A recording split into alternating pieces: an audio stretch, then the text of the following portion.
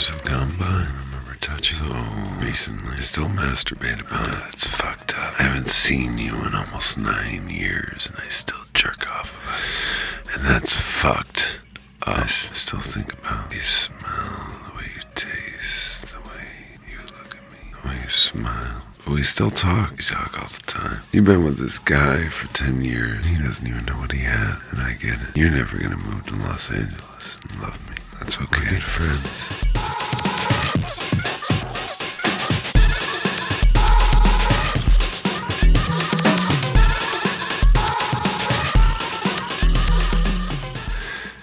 He's just some jerk off from a spoiled little brat. He's a little cunt. Doesn't love you right. Not that I would. I'd love you probably about a year. And then I disconnect like I always do. Go inside of myself and stop communicating. So I'm not that much better than he is. I just don't like him because he won and I lost. He doesn't treat you right because you're the best. You make him dinner every day. Take care of him when he's sick.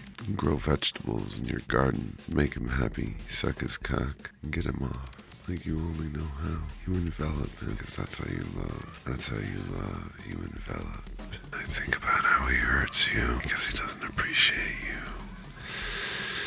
And it makes me so angry. And it makes me so angry. And it makes me so angry. But that's just how it is.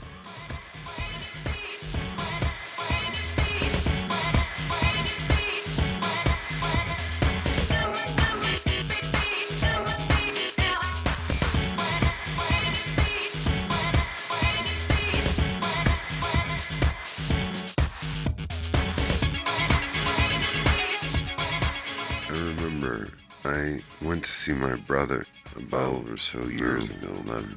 It's funny when you think about years. You think years, and you're young, decades, nothing. 10 years, a decade seems so long because you were so young. And then as you get older, it really doesn't seem that big of a deal. And I remember I wasn't going to go initially, but at the last minute I decided to, and I texted you and told you I was going. I had a broken down phone. I could barely see the messages. I went to see my brother. I was driving an old Honda that I had. It's just another point of existence 11 years ago, almost.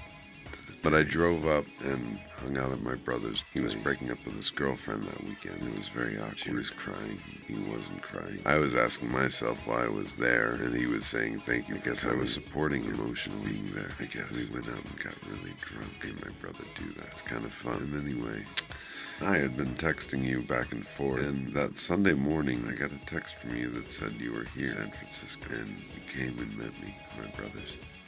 And you were with 2 boys who had driven with you down the coast. So I came to surprise you. What to think? I was awestruck, mostly because someone that was as beautiful and as amazing as you were and are had never cared about me so much. Someone who had life, love so easily within its grasp, never cared about me at all. Not genuinely.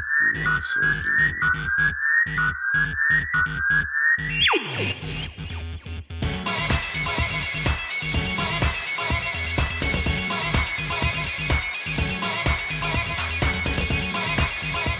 But then you went back to school the next semester, and you met him, and you fell in love with him. And all this time, you've been wanting to make him happy. He never married you, he never knocked you up, and all you wanted to do was make him happy. I'm sorry he didn't make you happy. Mainly, I'm sorry.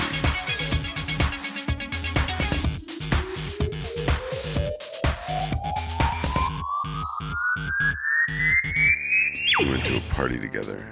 Caused a big scene and threw a drink in my face, and you walked out. I said, fuck it. Started making out with a pretty girl who'd been looking at me all night. I wandered back to the village later on. I guess I was afraid you'd hurt yourself. I don't know why I cared. I was in love with somebody else.